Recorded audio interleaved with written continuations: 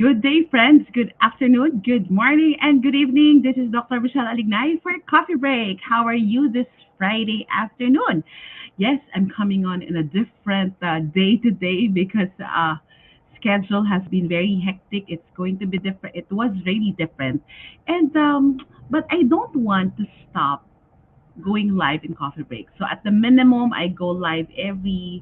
Hopefully, I'm here with you every week. At least once a week, I go live here in Coffee Break. So, kumusta kayo? Let's just see you. Oh, may mga maaga. Hello, Sis Sheila. Hello, Sis Eva. Hope you are doing well. So, magandang hapon sa inyong lahat. Magandang Friday afternoon sa inyong lahat. And let's talk about work. Let's talk about how we work because in many things, it's just not about our career, but in many things that we work in our lives, we work in our home chores, diba? May mga bagay that are really our go-to mindset or these are the programming that we have regarding our productivity kung paano tayo matatapos sa trabaho. So, our productivity, our focus, diba? So, sa mga, okay, ano bang pinagkakaabalahan natin? In one whole day, ano pinagkakaabalahan niyo, friends? Can you share that here in the chat? Let's maximize the chat. Anong pinagkakaabalahan niyo? What makes you so busy? Ano ang pinagkakaabalahan mo? What is it that's making you so busy? Ano yung mga bagay na it's very hard for you to let go of, 'di ba? Ano yung parang tingnan natin kasi ngayon, ano diyan yung mga hindi nakakatulong at nakakatulong na mindset regarding productivity. Because in yan, work, household chores, okay. I like that you're telling me that it's work and household chores because kasama naman yon. But including in our work life, meaning in our career, in our profession, sa negosyo natin. So, when it comes to productivity, di ba, there are just some days that sobrang dami nating kailangan gawin. Sino ngayon yung ganun this Friday? Ako parang yesterday ko na naramdaman yun. Parang sobrang, teka lang, kulang pa yung araw sa dami ng gagawin ko. But you need to reflect and that's the main point of what I would like to share with you. I would like for us to reflect about the beliefs that we need to let go of to boost our focus and productivity. I got this actually. There are things that I would, the reference of my discussion today, I got this from Ariana Huffington in her Instagram account entitled Beliefs to Let Go of to boost and focus, beliefs to let go of to boost our focus and productivity.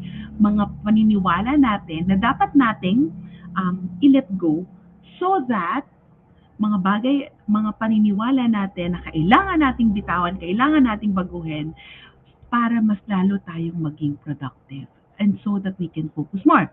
And come to think of it, I would like to ask you, when you're working, were you in the middle of working, so when you're trying to excel, ayan, what are the things na lagi mo sinasabi sa sarili mo o natutunan mo na regarding productivity? Ayan, meron nagsabi, Eva, di makahinga sa dami ng ginagawa. Work from home than other household chores? Well, that's true. Home organizing, plants, business, farm, cooking, dogs, yes. Hindi talaga tayo makahinga. Hindi tayo maka, makabuelo. Diba? So, what are the things na hanggang ngayon dala nyo? Or ano yung mga dala nyo ngayon? In your adult life, let's reflect about the things that we know about our productivity. And this afternoon, what we're going to do is we're going to check nakakatulong ba to or hindi. As I always share with people here in Coffee Break in this pandemic, when there pre-pandemic, may mga bagay na kailangan muna nating i-park. May mga bagay na oo, malaking tulong, oo, okay yan. Pero parang at this time of pandemic, parang hindi siya helpful. So some things in the pre-pandemic may be okay, but they're not applicable or they're no longer serving a purpose at hindi na sila healthy ngayong pandemic or of course we cannot bring it in the post-pandemic life, right? So, ano yung mga sa tingin nyo, mga paniniwala na meron kayo? So, sisimulan ko na. I'll share with you some of it. Ayan, tingnan natin to. You will not always be motivated, but self-discipline is the key. Talaga, Belle, yun talaga hawak mo. Tingnan natin mabuti ha. So, tingnan natin what could be the unhealthy work beliefs that we have. And we have to reflect, do I need this? Or do I park this? Or do I scrap this? So, yan yung gagawin natin. What will you do? So, yan yung sasagutin nyo ngayon. Do I need this? Do I park it? Meaning, dyan ka muna. Or do I need to scrap this? Meaning, tanggalin ko na sa sistema ko. Okay. Okay. So, first thing, breaks, taking pause or breaks are unproductive. Naniniwala ba kayo nito? Diba? Huwag ka munang mag-break para dire-diretso yung trabaho. So, the more you have breaks, the more you become unproductive. For example, di ba sa office, chichika ka muna, may tatanong sa'yo, tapos magkakaroon kayo ng some engagement, some, ay, alam mo ba si ganyan? Ay, alam na nangyari sa'yo. So, parang, ay, naku, pagbalik ko sa table mo, parang unproductive ko naman, konti lang yung nagawa ko. Could it be that, and also, if we take a break, I remember, ako, I think growing up, uh, growing up, I realized na ang dami ko palang, ayan, cellphone ng cellphone. Ang dami palang din ganitong conditioning. Why? Because I'm conditioned that, tapusin mo muna yung work mo bago ka magpahinga. Ayan, sino sa inyo yung lumaki ng ganito? So it's connected to these breaks are unproductive, but honestly, it's not how it goes. This pandemic, we highlighted that breaks can actually be productive. Ako personally, I take break between meetings or between my engagement. I take breaks between the day, in between the day. Since I was working, even if I'm working on site, I was working full time then as a guidance counselor.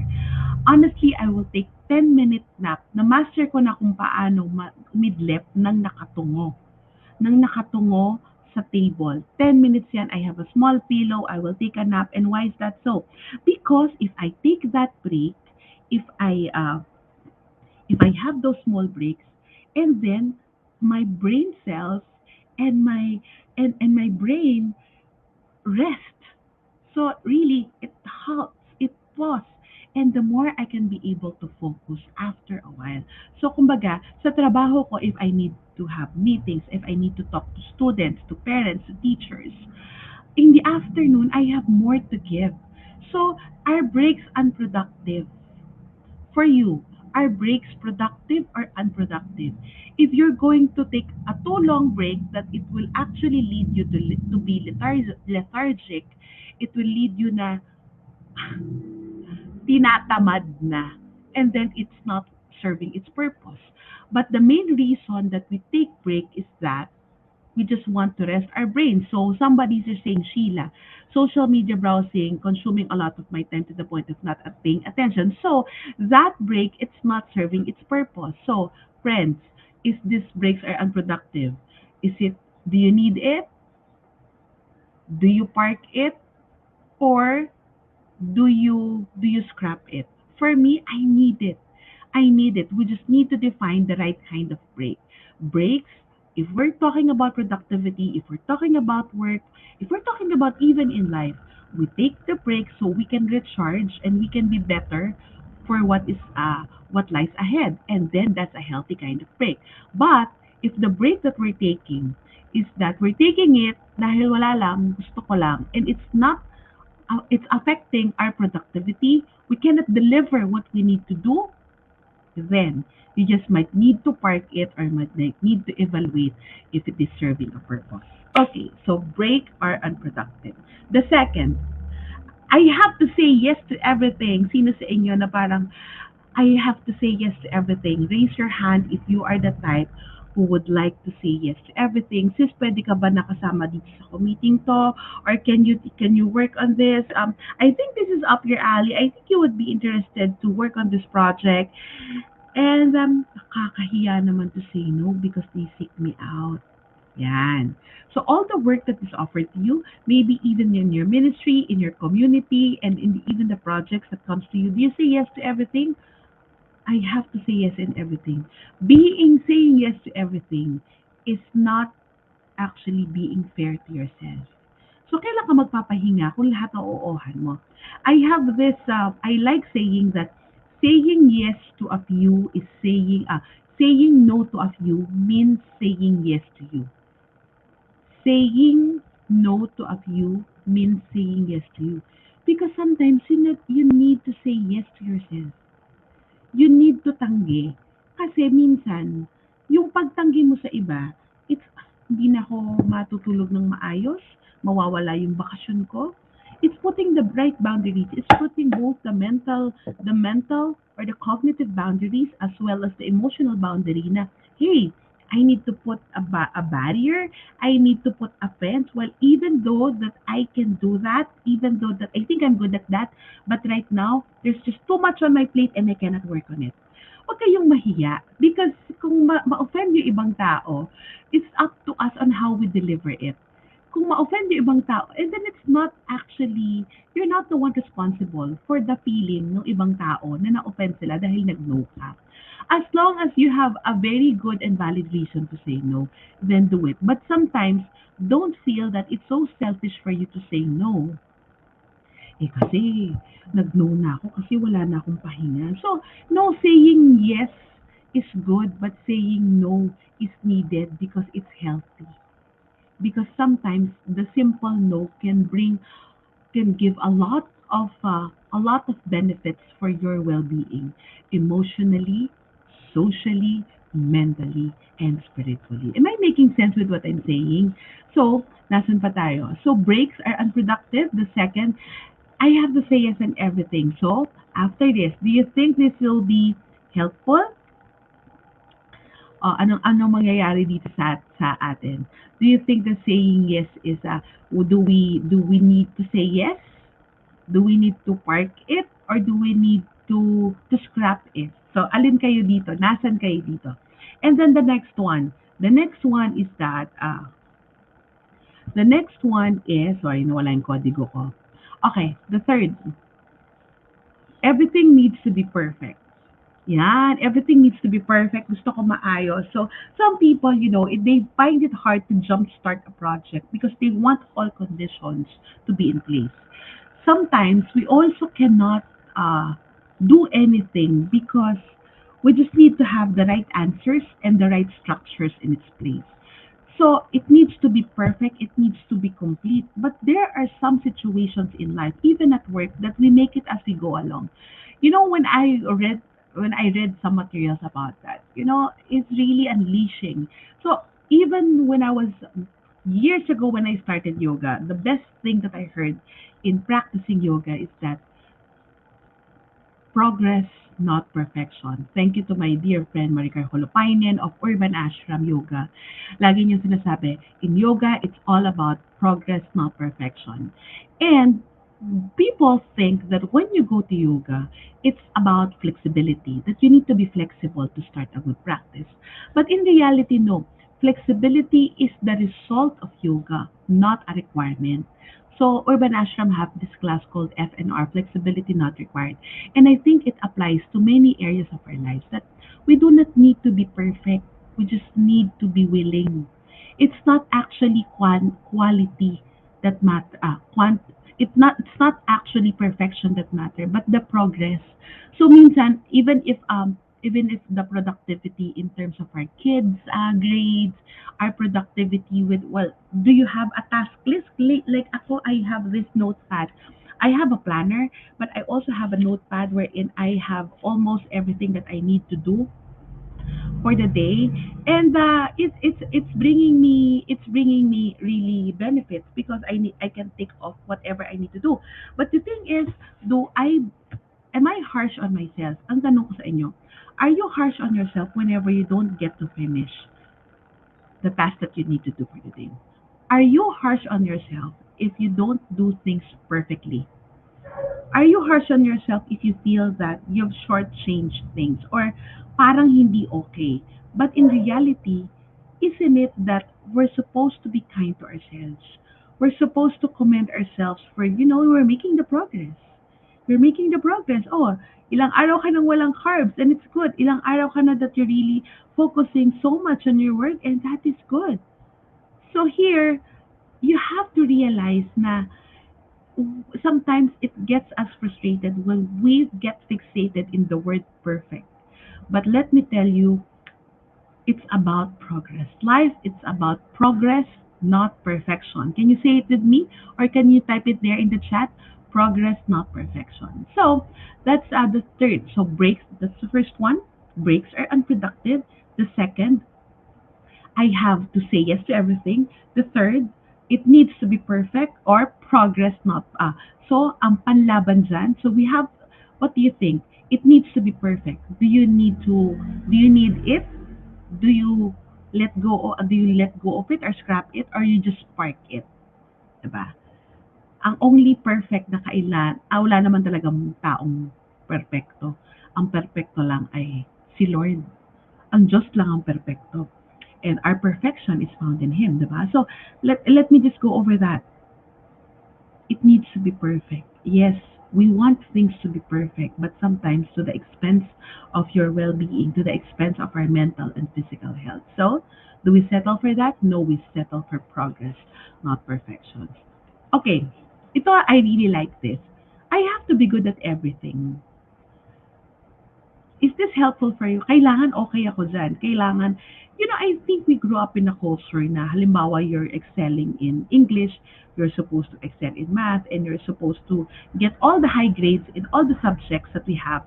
Maybe when we were younger, I have to be good at everything, especially the mommies here, na kailangan kung nanay ka, marunong kang sa bahay, marunong kang maglaba, marunong kang magluto, tapos ang galing mo pa sa ibang gawain, nakakapag-bake ka pa, ang galing mo, di ba?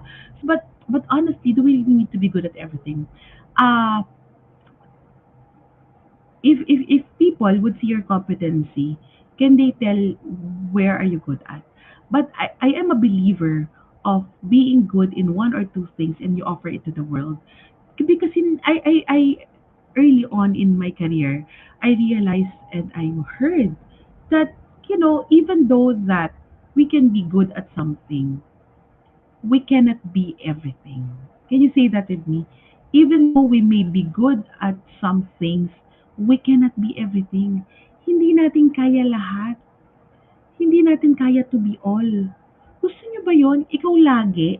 So, for example, sa lahat ng committee, ikaw lagi yung chairman. So, taon-taon na lang, ikaw lagi. Kasi ang galing mo. Ay, ayoko yata nun. Parang hindi siya balanse. But I have to be good at everything. Early on in my career, a very good friend of mine told me, Michele, you know, this is really your focus. Your focus on family, your focus on the aspect of family psychology, you really stand out here. And that's an affirmation for me. So sabi niya, so yung mga ibang aspeto ng psychology, kasi napakalawak, sabi niya, well, you may be able to do it, but hindi naman yun yung forte mo. Kaya mo, oo. Pero, forte mo ba? So ako naniniwala ako dyan.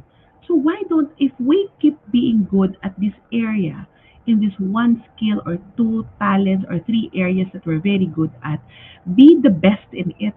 Because we flow in that area. Hindi na natin kailangan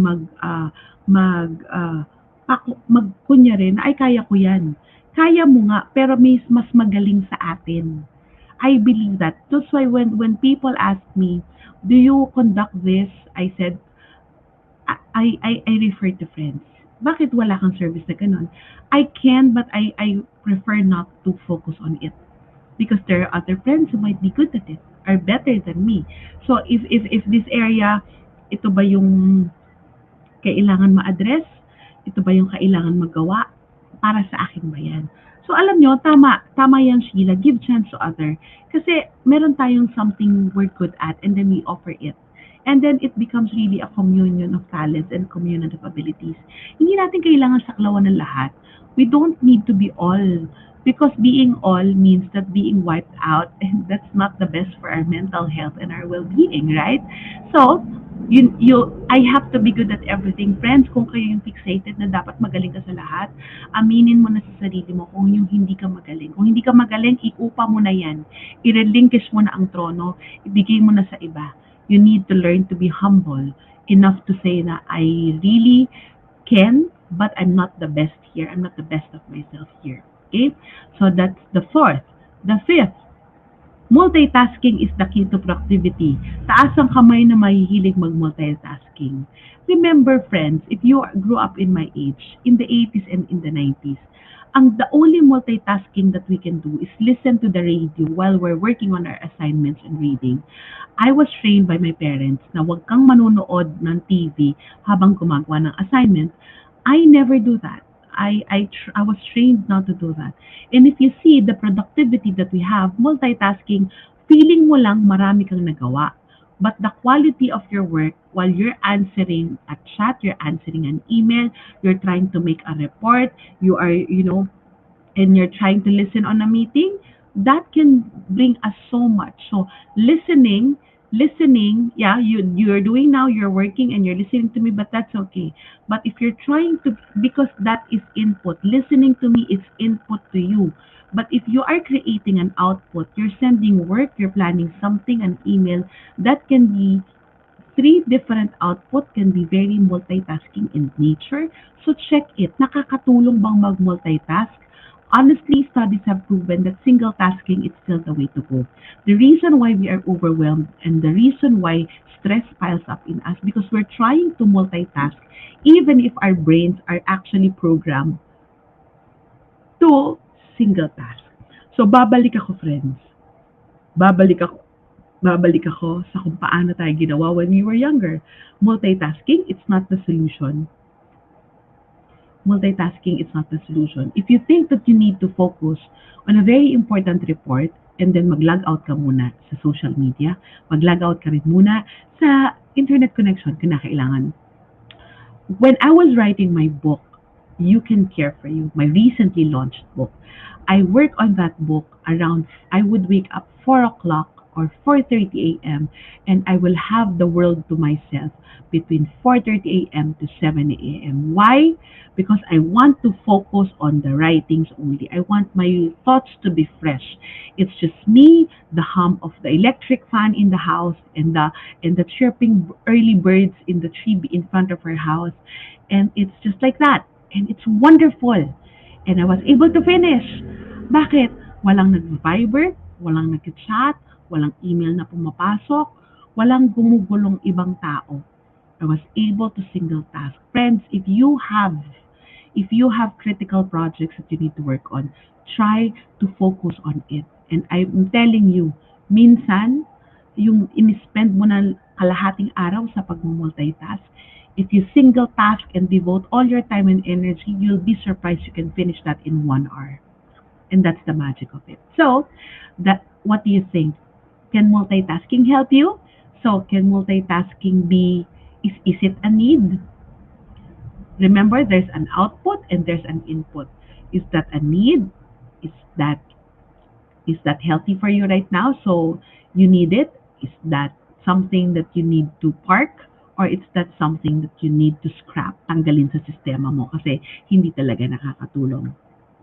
Ah, so what are the things that I've already uh, shared with you? So one, breaks are unproductive. That is something that you need to check. Ako, for me, breaks are very productive. You just have to define and redefine the kind of breaks that you have.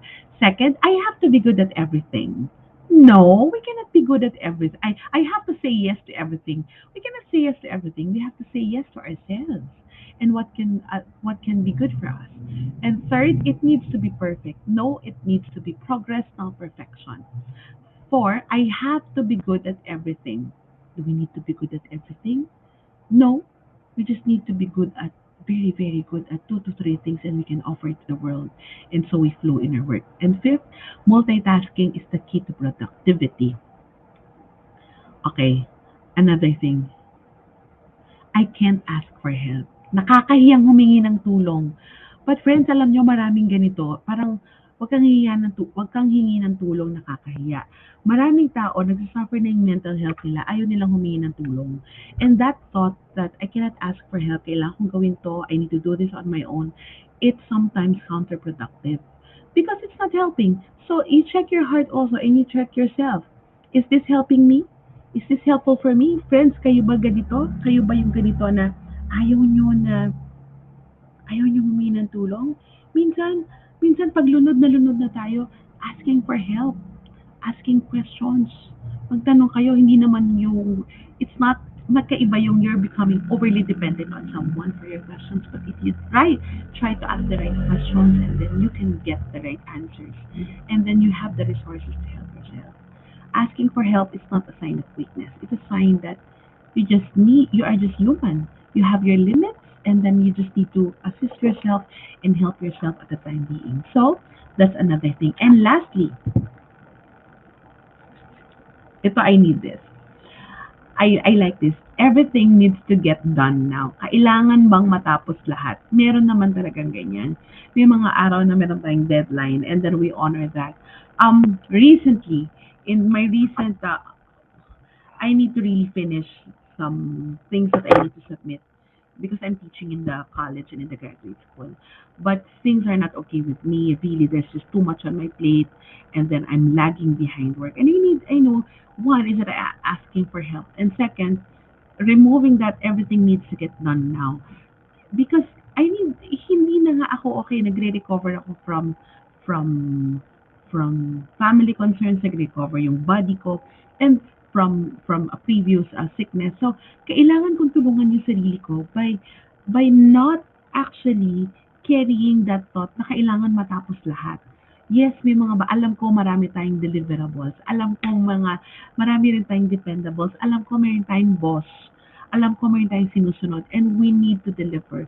But there are, just we have to learn to focus on the task that matters, the essentials, and eventually, we have to realize na hindi naman kailangan gawin sabay-sabay. Alam niyo, marami rin dito, kasama yun yung everything needs to get done now, pati yung chores sa bahay.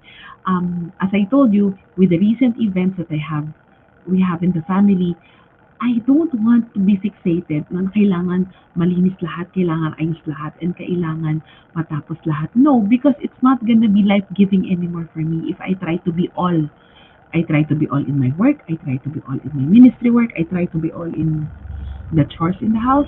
No, we cannot. We cannot. Bibigay tayo, friends. Kaya isipin nyo, ang magandang indicator, kumusta yung pakiramdam mo, kumusta yung emotions mo. If the things that I shared with you are no longer serving a purpose, it might be good to sit down and to reflect about this. Alin dito yung kailangan mo munang baguhin? Kasi baka hindi nakakatulong. So if one of the biggest indicator that you're no longer okay is your emotions and how you are trying to be hard on yourself. That mindset na you're hard on yourself, kasi naman dapat matapos ko eh. Kasi dapat maayos na siya ngayon. We're so fixated and consumed by the shoulds and the must and the to do.